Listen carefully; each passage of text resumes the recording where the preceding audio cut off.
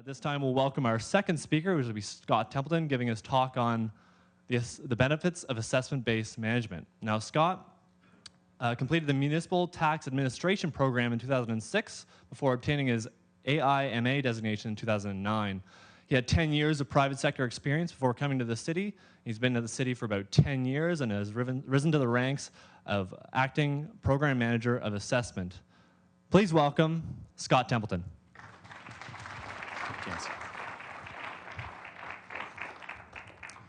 I want to thank the YPN for having me today. Assessment is something I'm quite passionate about. Lucky to have in the audience Ghislaine Lamarche, who's been my mentor over the last few years. And I want to just kind of take you on a little bit of a journey partway through my presentation as to kind of my experiences and my development in the role in assessment. Just very quickly, about 12 years ago is when I joined the city. I came from a collections background, which is quite interesting because what I do now has really nothing to do with what I did before.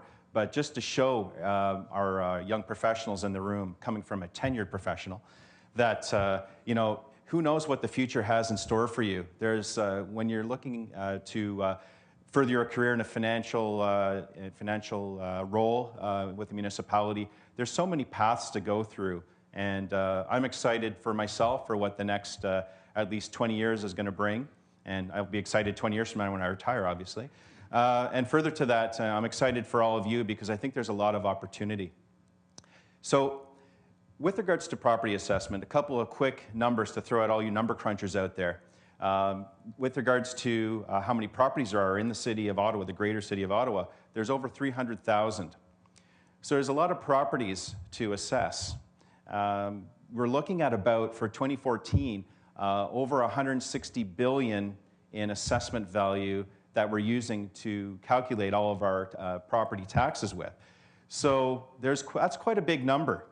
And part of the challenge for us with regards to our assessment-based management is you're looking at about from last year to this year, it was about a 2% growth in the amount of properties assessed by A.I.M.A, and the actual increase in value was about 1.5%. So keeping that in context and keeping in the fact that you've seen lately that, with regards to budget efforts trying to keep taxes down, trying to keep it within 1.5 or 2% of an increase, part of our role in assessment-based management is to make sure that as much as possible, nothing falls through the cracks, that we catch those properties that haven't been assessed because we want to make sure that they're taxed, because ultimately that's going to keep a handle on those property tax increases from year to year. So there's a real value and a sense of pride in what we do day in and day out. A large component of assessment-based management is in relation to what we get back from A.I.M.A. And for those who might not know what A.I.M.A is, it's a Municipal Property Assessment Corporation. So that's the provincial body that assesses the properties. Every 4 years, they have the responsibility of tagging each property with an assessment value. So that's quite the challenge for them. When you're talking over 300,000 properties, there's always the opportunity for something to be missed or perhaps undervalued or not properly classified. So that's our role, is we're to make sure that we think that the assessments that are returned are fair. We're here to make sure that people are taxed equitably, so therefore the assessments have to be equitable as well. It's very important in our roles to maintain a very strong relationship with A.I.M.A. They are there to be able to provide us with information, to understand the methodologies that are used to calculate the property assessments. Without their help, we would have real struggles in keeping on top of the property assessments that we're evaluating. It's interesting because some of you may, in the room probably own a home, and you'll get your assessment, and it's a residential property, and you get a value. Those are fairly straightforward. Those are kind of a market comparison where A.I.M.A goes out and they'll look to through the comparative process find similar properties and what those properties have sold for, and therefore arrive at a value through multiple regression or whatnot. You'll get other properties that are assessed on a cost basis, and you'll get other properties that are assessed based on an income approach. which is a little bit more complicated, but I find quite fascinating. Part of my development when coming into assessment was to better understand those methodologies, because you could look at a value, you can look at a classification, and that's great. You could see that something's a retail store and quite clearly and see that it's in the commercial class or the shopping center class. That's fine, but you have to, if you're evaluating the assessment and truly being effective at that, you have to be able to understand how those calculations were made or what those market comparisons were on other types of properties. So part of the journey for me was to be able to better understand those methodologies. Fortunately, there's an institute called the Institute of Municipal Assessors, and I have the first of 2 designations and probably have my second at the end of this year. And what that allowed me to do was it allowed me to give me the training to understand how A.I.M.A does those calculations, where A.I.M.A goes to get that market information. It's quite varied. Part of the challenge that we have as a municipality is that where A.I.M.A legislation will allow them to get that owner-specific information, we don't have that same opportunity.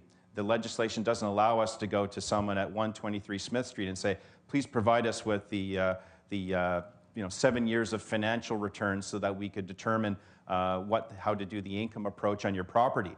We don't have that luxury.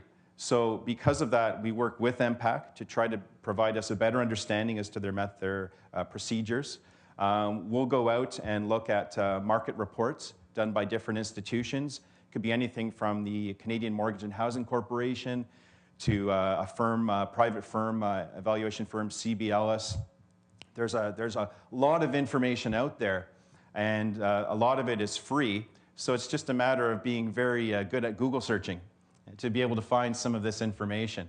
So when we talk about assessment-based management, really our role is to make sure that everybody is being equitably assessed.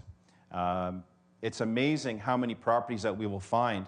As many of you will know, when you have to build a property, you'll get a permit, and then you'll go ahead and construct whatever that building is. But even with that being those permits in place with the city, and with those permits going to A.I.M.A, sometimes things get missed. So it's our opportunity as a municipality to try to find those properties that have been missed and updating A.I.M.A accordingly.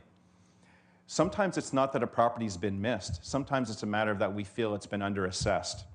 And that's where we get into filing appeals through the Assessment Review Board. There's a cost involved, and there's a lot of time and preparation that's involved in going to the ARB, the Assessment Review Board. Part of that process is sometimes dealing with the city lawyers to either help us prepare or to actually represent us at the Assessment Review Board. And there's other times where we've even gone to external law firms for their expertise to be able to help us on a very complex or far-reaching manner. Because a lot of these decisions that will be made by the ARB, all the decisions that are made by the ARB don't just affect the City of Ottawa, they affect all municipalities in Ontario. So because of that, we've taken initiative to set up work groups with different municipalities to be able to converse with each other to determine what the big issues are, what others' experiences have been, sharing case law that's relevant to the different challenges that we face, so that we're best prepared when we head into that Assessment Review Board. Further to that, there's also a municipal group called OMTRA, the Ontario Municipal Tax and Revenue Association, who also has been very instrumental in getting the word out to municipal employees with regards to different assessment-based issues. So being able to go to different conferences, either offered through OMTRA or through the Institute of Municipal Assessors, really brings full circle the knowledge of municipal staff with regards to the different challenges that are faced, opportunities to realize, and different theories of methodology that are being talked about.